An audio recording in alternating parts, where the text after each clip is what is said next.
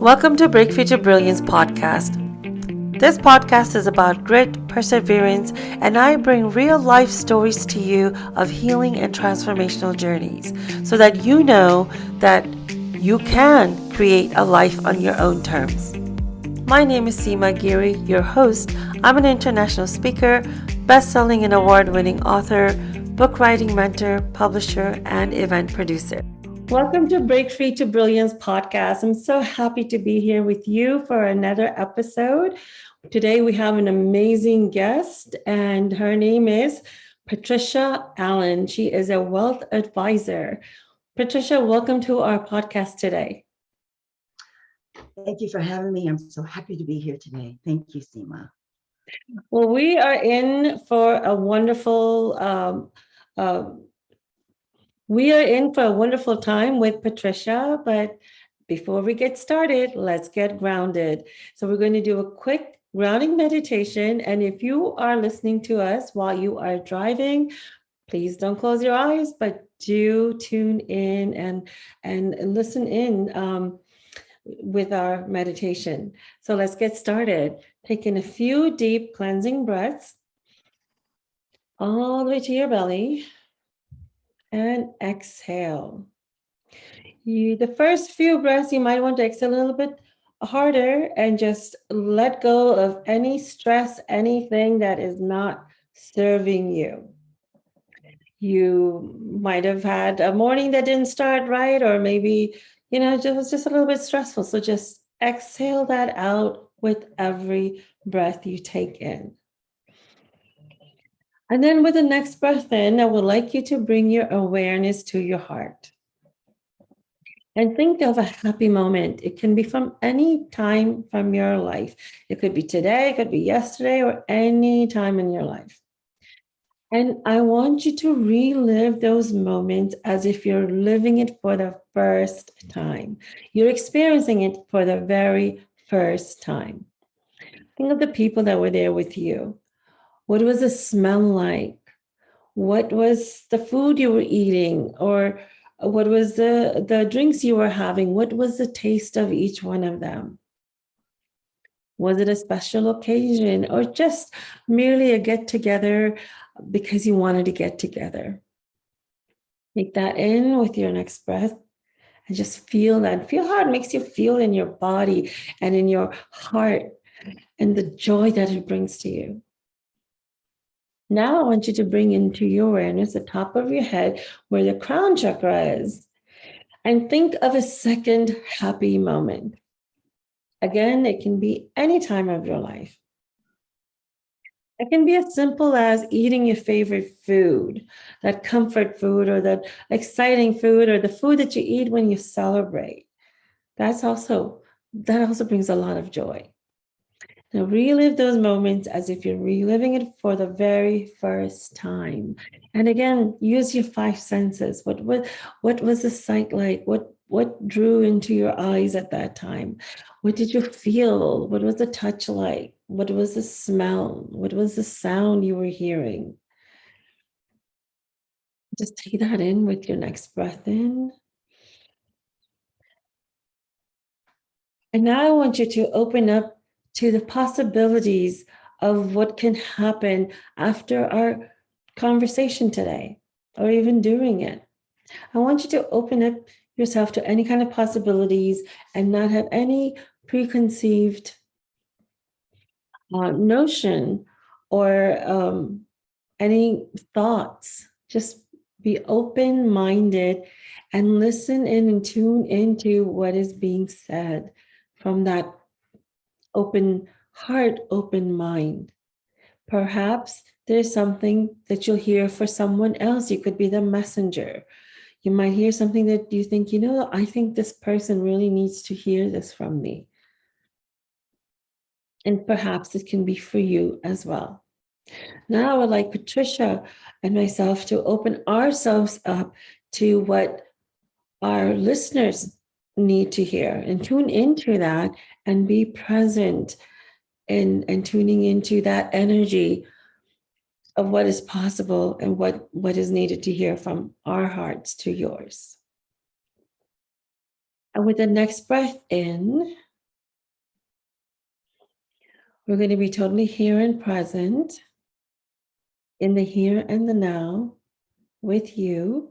You may open your eyes with a great big smile. So, Patricia, what was called upon your heart during that meditation? I started thinking about the gatherings with my family, with my children. They're all in Southern California, and the holidays that we've shared, and looking forward to the next one, hopefully this year. Those were some thoughts that came across for me. That sounds wonderful. Getting together again with your kids. I know how that feels. My son just moved out. So it's been 2 weeks and he came home yesterday. It felt like I haven't seen him forever. Yeah, family, you know, family.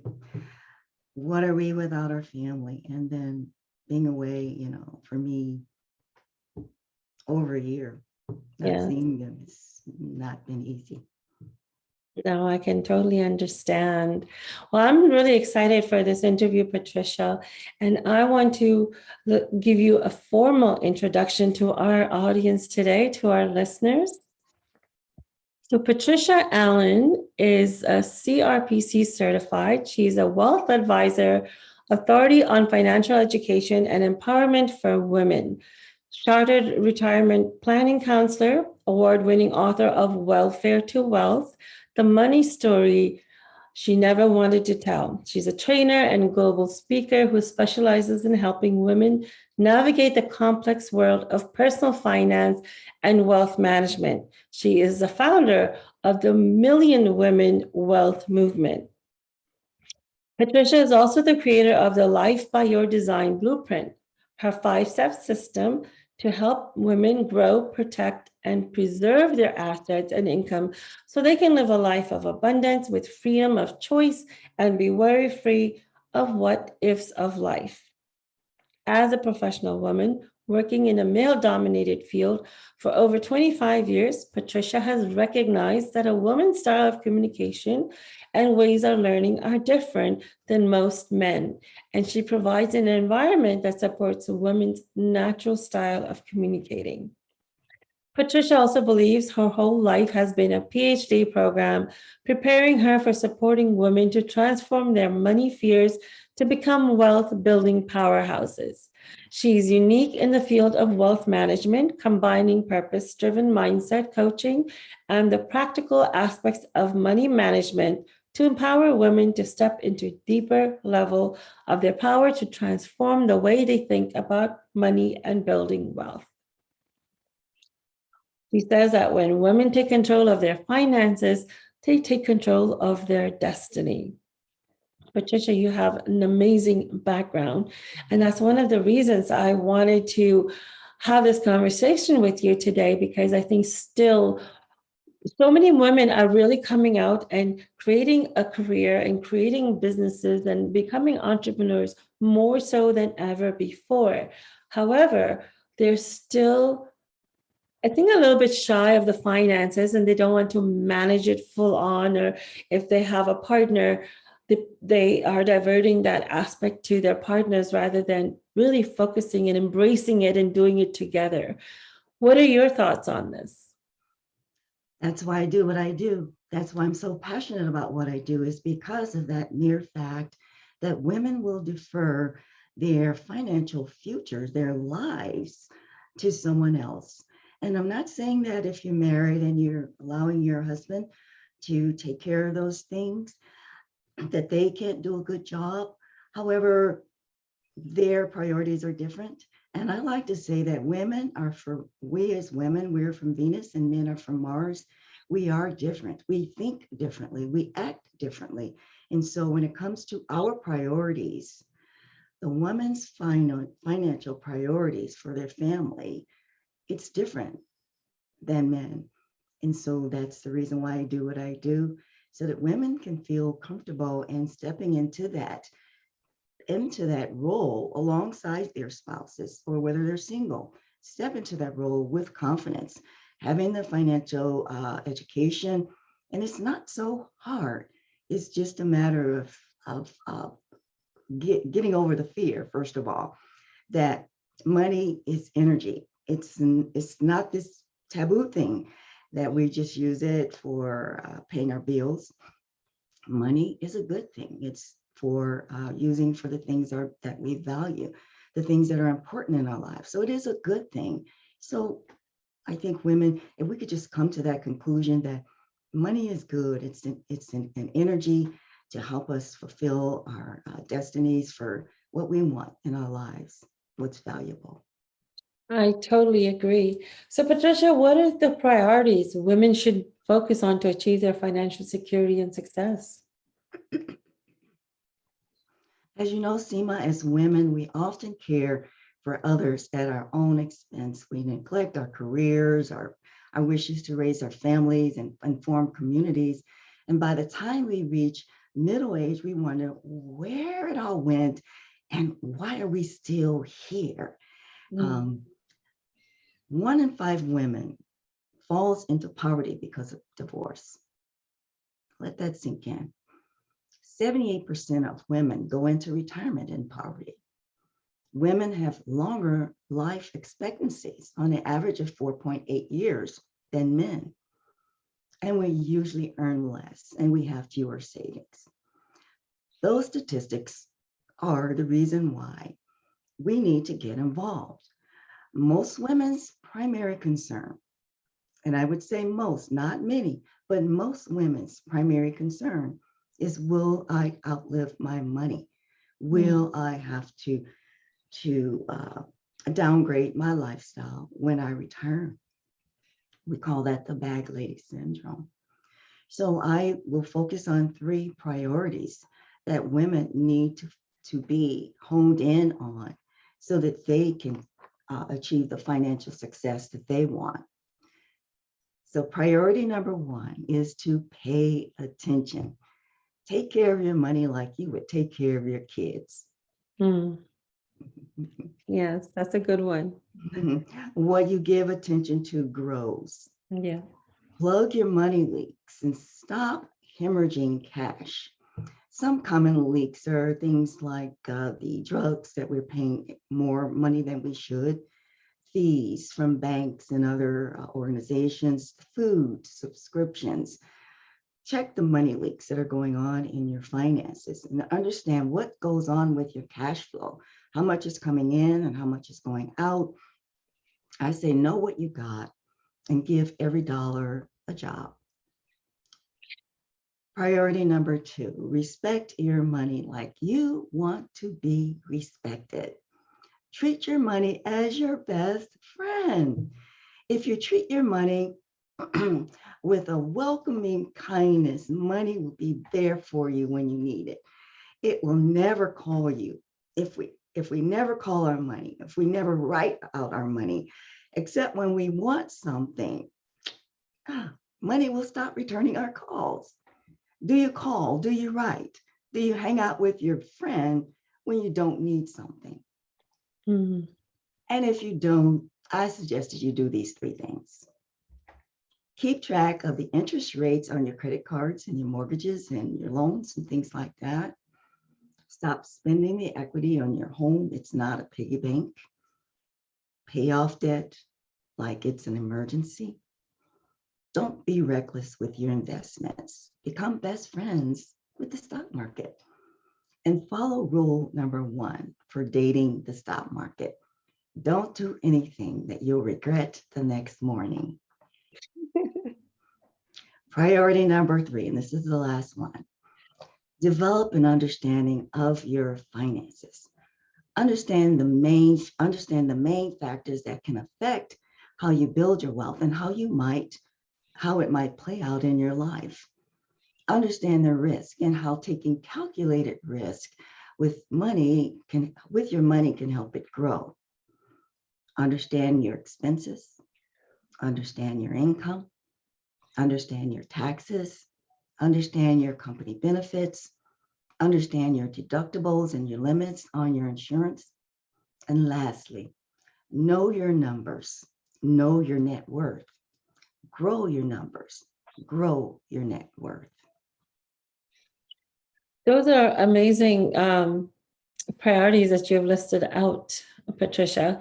And the biggest thing I've gotten out of those three priorities is that money is energy, and treat it like you would a best friend. I mean, it's true, we only call on money when we need it, right?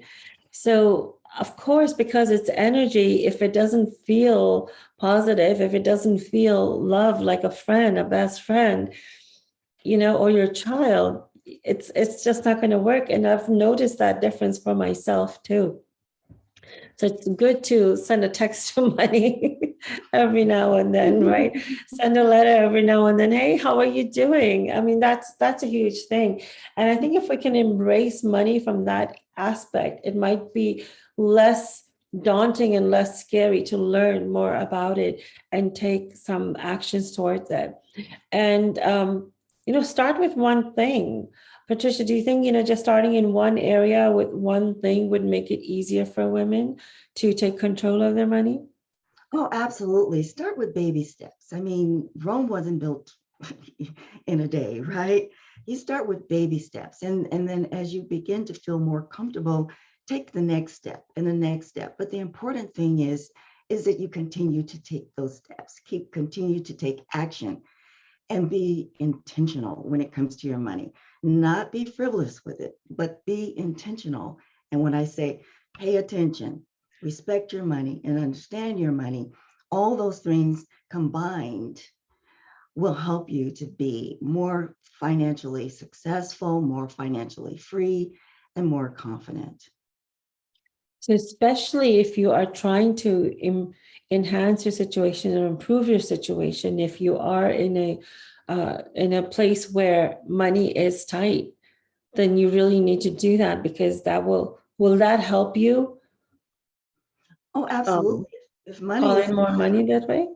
Yeah, if money is tight now, is it going to be tight going forward? I mean, what's going to change for the money not to be tight? Think about it, and think about why it's tight. Is it because you're spending too much?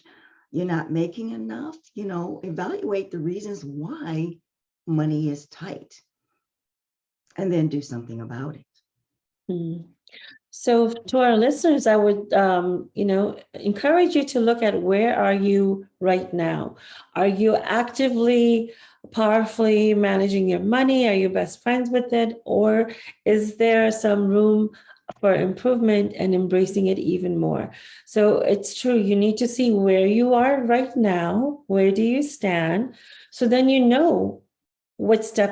what will you be your next steps? And I'm a big proponent of saying that, taking these baby steps, taking these needlepoint steps, it might not seem like you're doing a huge difference right now, but when they add up over time, these needlepoint moves become big over a week, over a month, over a couple of months. And Patricia, I find that with anything that you need to do, it always starts with your mindset. How can you give an example of what women can do to shift their mindset a little bit to embrace the finances even more? When it comes to mindset, that's what it is. It's something that you have in your mind that is keeping you stuck where you are, where you're not maybe having some type of fears about money, whatever the situation is going on as to why you're not more engaged with your financial affairs. I would say sit down and just start writing a diary of how you feel about money. Think about how the things that you were taught when you were young, or did your parents say that money don't grow on trees? Did your parents tell you that, I'm not the ATM? All of the things that we've heard, money is, love of money is the root of all evil. All of the negative things that we've heard in our childhood, we have brought them into our adulthood. So, sit down and think about that and see, where you are and how you can overcome those types of things, because actually it's all fallacy. It's all fallacy. As we said earlier, money is energy. It is a good thing. There's nothing to be afraid of money. as long as you're not using it nefariously. So the mindset would be to start thinking about what is your history with money, and what were you told? What are your beliefs about money? And start to put down some affirmations and say some positive affirmations about what your relationship with money. Um, and I find that very helpful anyway when it comes to anything that I'm having a struggle with. Positive affirmations regarding that issue usually works. So get started, write your money story, and write a story that has a happy ending, where you are in control of your finances and your finances are not controlling you. That's a good point. You can rewrite your story. I think from the time period of when we have grown up, we've come out of difficult situations like, the Great Depression, where our parents grew up in, and tight situations. We were immigrants in a new country, and we had to stay. We didn't have anyone else here in the US. So my parents hardly talked about money. And when they did, they said, you have to work really hard for your money. You have to struggle. So you have to save. And, money doesn't grow on trees. So you have to see if you've heard certain things in your childhood, where is that coming from? It's because our parents came through a hard time and they needed to stretch that dollar even more. But that is not true for you today. But because we hold on to that energy of what we've been told, we are operating from that same system. So it is okay to change your operating system. You see, everyone has iPhones, and even, I guess, Samsung, they continuously send out upgrades. Mm-hmm. Right? They're continuously sending out upgrade. So when was the last time you upgraded your money software of your money story? Right? If you haven't done it for a while, now is the chance, and you can rewrite your story. So I would suggest to our listeners, write your original money story and then rewrite it again with how you would want it to end. Your ending can be different, and then live by that new story. Mm-hmm. So I think, that's a great thing that you just I'm going to write that one down. Upgrade your operating system. For your money. Here's my pencil. Oh, have a desk and no pencil. What's up with that? Oh. Well, it's in the recording, so you'll remember. Okay. Upgrade your operating system when it comes to your money. Oh, absolutely. Yeah, those are good points, and I'm glad that you asked that question, because that is where it all starts, is the mindset. And we have to crack through that in order to be able to feel that we can really be the master of our finances. That's the only way we can do it, because right now, as it stands, many women think that the money is, they're being controlled by the money. Whenever there's an emergency, they've got to jump and they react. And if, the life is not easy because of the money issues. And all of this is brought on by ourselves when we're not being more attentive to our money. So back to my original statement, pay attention, respect it, and understand it. It's kind of like, I call it a love affair. If you are in a relationship, if you don't pay attention, you don't respect them, and you don't understand them, that relationship's not going to be around for long. And the same thing goes true for your money relationship as well. I love that analogy. It's like a love affair, and it's true. If you look at any relationship, if you don't engage in it, it doesn't flourish. So you need to do that. Yeah. So I have heard you say that women's idea of financial stability is all wrong. Why do you say that? I know it sounds a little shocking, but as many of you may think that having a house, having a secure job, a good income, and savings and investments is all you need to feel that you are protected. Well, nope. Having all of this will do little to protect you from the what ifs of life, and let me tell you why. My client Gloria, who is 65, had all of this. She had all of this, and she thought that she was financially secure until her 70-year-old husband filed for divorce. They were living in the same house. He filed for divorce. She earned a good income. She believed that she earned a good income. And before she retired, she had a monthly pension and over $9,000 in other investments, but it was still not enough. She had, real estate investments and things like that. But her husband wasn't quite as wealthy. His sole income came from in the form of Social Security. And we know that's not enough. It's not enough. And that divorce stretched out for 3 long years. For the rest of her life, Gloria will have to give her spouse half of her monthly pension and her retirement accounts. Her retirement was built so carefully, and then it could have vanished because of these spousal support payments. But fortunately, she wasn't concerned about that because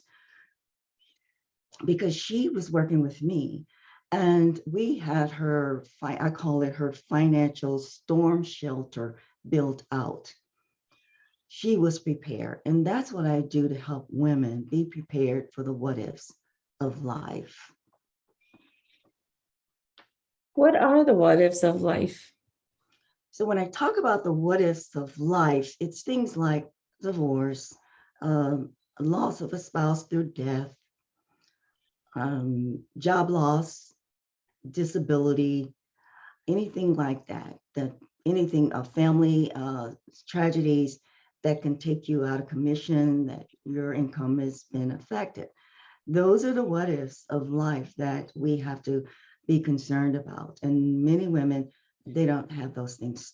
They're not thinking about those things. And that's the reason why I talk about building your financial storm shelter, because when we're in the throes of divorce or death of a spouse or disability or job loss, we are in a storm, a financial storm. So building that storm shelter is what I would do, and suggested all women have that in place. So what are your suggestions? How can women get out of these things, or how can they better prepare themselves for these events? Okay. Well, I've discovered that many women don't have basic knowledge of their assets, such as their property, their stocks, their bonds, and other investments. And that includes all types of insurance. And when I work with my clients, we follow my PIG strategy. That's PIG. It's an acronym for this particular strategy. So I'll start with what the P stands for. The P is for protection. Protect your assets and income. We know that market shifts happen in our personal wealth, in the stock market, but also in our businesses, right? It's a substantial portion of if your business is a substantial portion of your wealth and it is tied into a business, a sudden disruption could leave you critically overextended. And I think many of us have seen some types of disruptions because of COVID, especially if you're self-employed. Our lives have been turned upside down. That's why it's critical to protect and preserve your assets with proper insurance and also good financial advice. And the type of insurance that I would be thinking about would be proper life insurance, proper health insurance, disability, long-term health care, and business insurance. And if you have any of these insurances through your job, you want to check with your HR department to see if these insurances are portable, meaning if you left that job, would you be able to take those insurances with you?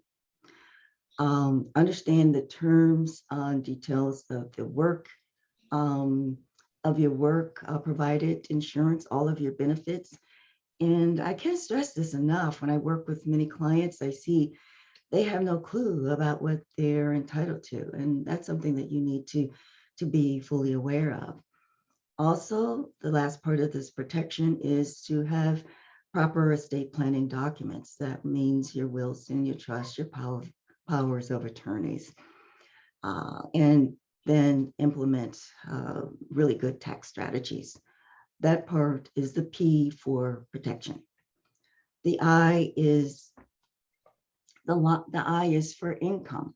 Have at least 2 years of liquid assets. Now, I know a lot of people will kind of shrug and say, I can't believe you want me to hold 2 years in cash, but well, this past year, COVID pretty much showed you that you probably needed 2 years of cash for whatever was going on in your life. I can think of when I needed 2 years of cash when I broke my ankle on the job and I was off work for 2 years and I ran through my savings. It was not a really good time for me. And I know last year was not a good time. So have 2 years of liquid assets and also we have one form of guaranteed lifetime income that for most of us would be Social Security. That's a guaranteed lifetime stream of income. But I would suggest that you add on another one or maybe two, because there's nothing like having guaranteed lifetime streams of income. And the last part would be the G for the growth. Take inventory of your finances to understand what you own and why you own it. Save money strategically. Know how much of your portfolios are invested for growth. Now, people will ask me, well, what do you mean? Why do I need growth and why do I need income? Well, pretty simplistic. You need growth because you need to keep up with inflation, right? I remember years ago when I was talking about inflation, I was saying, X number of years, a loaf of bread is going to cost $10. Well, we're there. You know, if you're buying healthy bread, it's close to $10. Yeah. So that's the reason why you need growth. You need a certain portion of your investments in growth, and you also need a certain portion of your growth of your investments for income. And that income, of course, is when it comes to your investments, dividends from wherever source, whether it be from your stock portfolios or from things like annuities or insurance. So that's the part for my PIG strategy. It will help you in protecting your tomorrows today. Protecting what you've created today is just as important as accelerating growth. One major loss can totally derail all of your retirement plans. That's a great acronym, PIG, and it's very easy to remember too. One thing that stood out of all of the three points you mentioned was guaranteed income. I didn't realize that besides Social Security, there could be other guaranteed incomes. Can you shed a little bit more light on that? Oh, yes, there are things such as annuities. Many people, probably your listeners some people that have heard of annuities may frown because they've heard negative things about annuities, but actually the right kind of annuities can be good. As a matter of fact, I highly recommend them. They're not as risky as some people will think as other annuities. So an annuity is an insurance product that will guarantee you lifetime income. And there are different types of insurance products, like there are all these different insurance companies with different features. So, but definitely for sure, I'll give you an example. My clients, I'll go back to my former career. I was a flight attendant. And just before I retired, my company was going through bankruptcy around, it happened around when 9/11 happened. And, you know, the airlines were up in upheaval and a lot of companies, you know, airlines were down and it was quite catastrophic for the airlines. And so my company was going to file for bankruptcy, but they were going to reorganize. And when they reorganized, they said that they would be changing our pension and they would be changing our work rules. And when I took a look at that, I'm like, this is not good. I don't want my pension to be tied to this. I didn't like the new pension. I didn't like the new rules. So I decided to retire. Luckily, I was prepared because I was doing my financial services on the side. Mm. Along with those, along that line, there were flight attendants that wanted to retire. And I started doing seminars to educate them on different streams of income, and the annuities was one of the main ones. And so, long story short, they invested in these annuities. And then when 2008, 2009, the downturn in the housing and the stock market happened, what happened with most people's portfolios, they lost up to 53% in their portfolios. But my clients, the flight attendants that had put their retirement into an annuity, did not lose one dime. So Oh, wow. annuities will guarantee your principal, and different types of annuities will guarantee you a certain percentage. But I don't want to get into that right now. But yes, annuities are a great source of guaranteed lifetime income. And then insurance products, life insurance, cash value.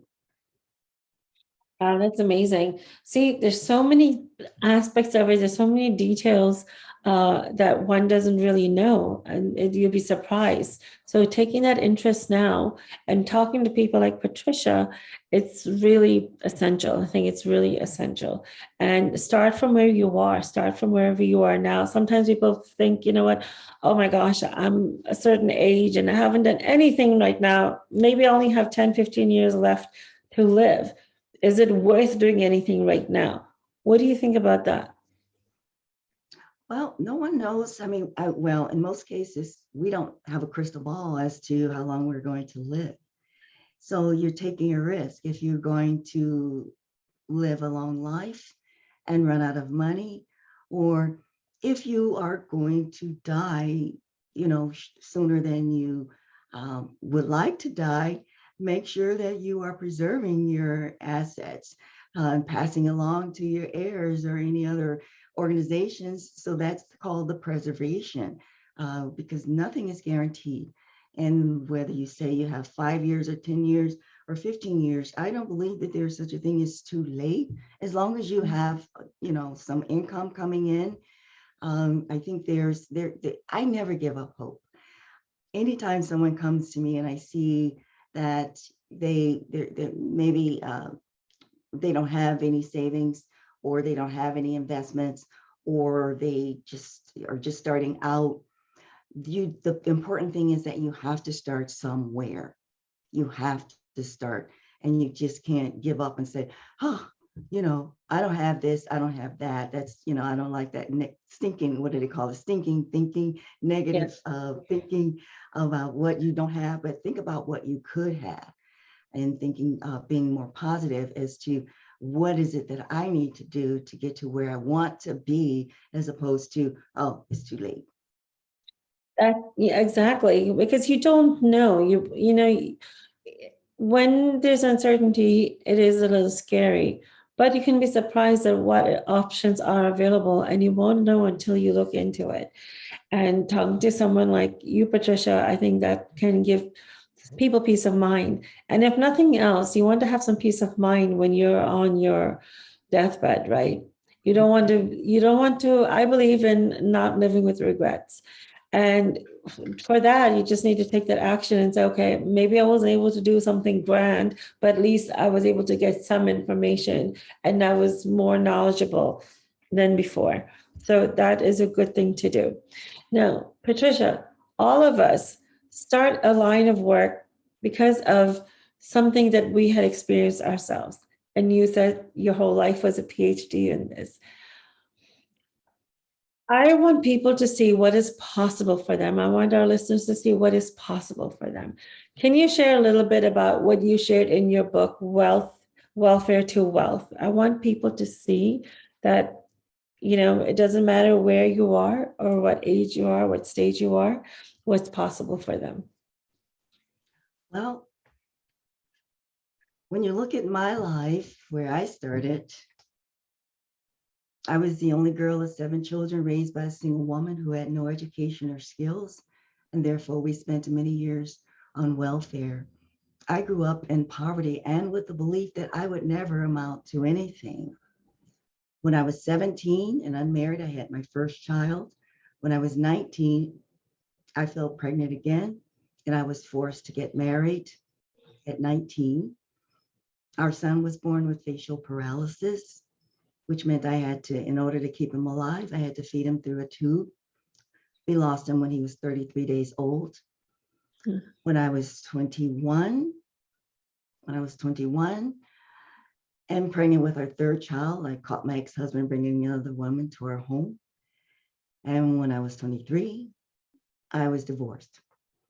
With 2 young kids and no education and no skills. And I didn't know what I could do with $250 a month. And I knew the only way that I could get off the welfare track was to go back to school. Welfare paid for my education, welfare paid for my life. I got good jobs. My first job, I was an administrator of well-known, the second largest teaching hospital in this country, Cleveland Clinic Foundation. And then I went on to become a flight attendant. I got bored with that. And now I'm a financial advisor. I talked about what happened to me. The reason why I started my financial services career is because when I was a flight attendant, I was working a flight and we hit clear turbulence and I broke my ankle, which I mentioned earlier, which took me out of commission for 2 years. I nearly lost everything. And when I went back to work, I knew that I needed to build up my savings. So I started working some part-time jobs and my money wasn't growing. So I wanted to learn how I could make it grow. And that's the reason why I decided to take a course on investing at the local college. And after that, I got it. I wanted to learn more. And that was the beginning of my financial services career. It wasn't easy. I hit lots of bumps along the way, bankruptcy along the way, crash and burn, everything. I've been through it. It was not an easy road, but that's just a gist of all of the things that I had to encounter to get to where I am. But I used 3 words that describe what got me to where I am today is grit, resilience, and determination. I would never give up. And I'm still not giving up. And you have rebuilt yourself several times. Yes. I didn't tell you about when I was working at the hospital that I had 2 burglaries. One burglary, I moved out in 2 weeks, and within a month, another burglary. So lots of bumps, lots of setbacks, but never giving up. Never giving up. And that's the thing. And that's what I wanted our listeners to hear, that it's possible to rebuild. It's tough of what the situation you're going through, but it's possible to rebuild. You just have to take the right actions, know the right people, and be able to keep the faith, keep the hope, and keep moving forward. So, Patricia, this was a great learning experience for me. I'm sure it's been really great for our listeners as well. Do you have a free gift for our listeners today? Yes, I do. I would like to gift the audience what I call my 3 wealth building secrets millionaires don't want you to know. Seema, will you put the link in for them to download this free gift? And also, if you are interested in conversation with me, my website is parisfinancialplanning.com. That's Paris like Paris, France. and you can contact me through my website. And all the links are going to be in the show notes. So listeners, you can definitely grab it from there. And the advice, I mean, we were talking about women in finances today, but the advice that Patricia has shared and what we've discussed here can be utilized by anyone, right, Patricia? Oh, absolutely. It applies. It applies. If you want to know how you can grow, protect, and preserve your assets and income, yes, all of these things that I've talked about today, they're applicable. But just like any other relationships, listeners, that you have, just like any other relationship, it's time to uplevel your relationship with money. What are the steps that you need to take after hearing our conversation today? Make a note of that and start like anything, start dating, right? Start dating your money, start having conversations, invite them over, for wine or coffee or whatever. I mean, it sounds silly, but let me tell you, it works. Yes. It works. I mean, just like Patricia, I myself we've started, from a really humble background. Not many people know this, but we started, my parents and even started from a small village in India, right? And then we've just been able to, through education, just keep moving upwards and working hard and striving, having ambition, having a vision and striving for that. And, we've been able to come to where we are today. And we've also, even 5 years ago, Patricia, we've lost 5 to 7 years ago, we basically lost everything and we had to Wow. rebuild from there. Wow. So it is possible. It's scary as hell. You feel like, you've hit rock bottom and there's nowhere up. But when you hit rock bottom, the only way is up. Yes. And you have to remember that. And you have to take the small steps, affirmations, keeping company of people who are working in the same way, who have the same dreams and aspirations as you makes a huge difference. So look at the company that you're keeping. Who are you hanging out with? Are they Debbie Downers or who are always thinking it's just not possible, who just want to stay where they are?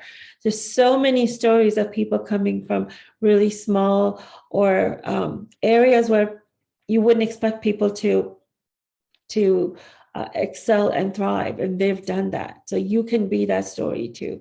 Change your story. I always say, you change your story, you change your life. It is possible to rewrite the ending of how you want it to be. And I guess that's how I came into publishing, Patricia, because you can rewrite your story. It's possible. And if Patricia and I hadn't done it, you just think what it would be. So I'm so glad you've stepped into your power, Patricia, to help so many women and be an example of yourself that it is possible. Yes, absolutely. All of those things apply. It's never too late to get started.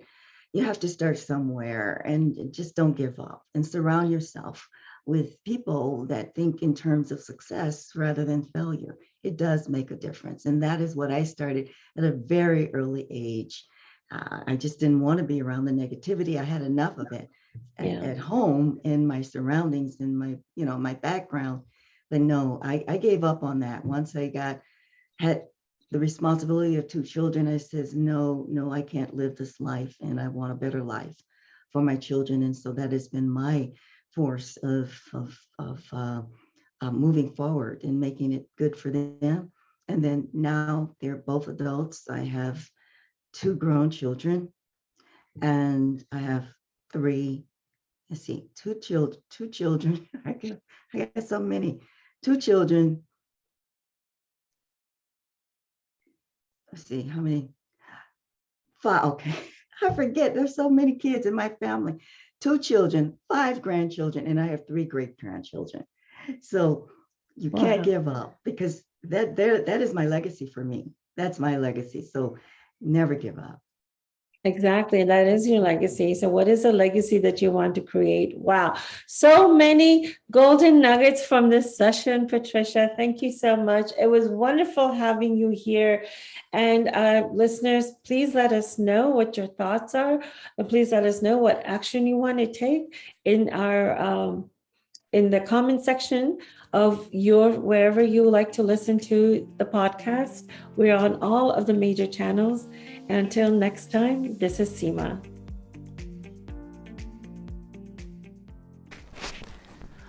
I hope you enjoyed our time together. I know I did. Through this transformational journey, I hope you could see yourself taking similar steps, breaking free to your brilliance, and creating the life that you desire. Please subscribe to our Break Free to Brilliance podcast at your favorite listening place. Tune in to next time for another amazing episode.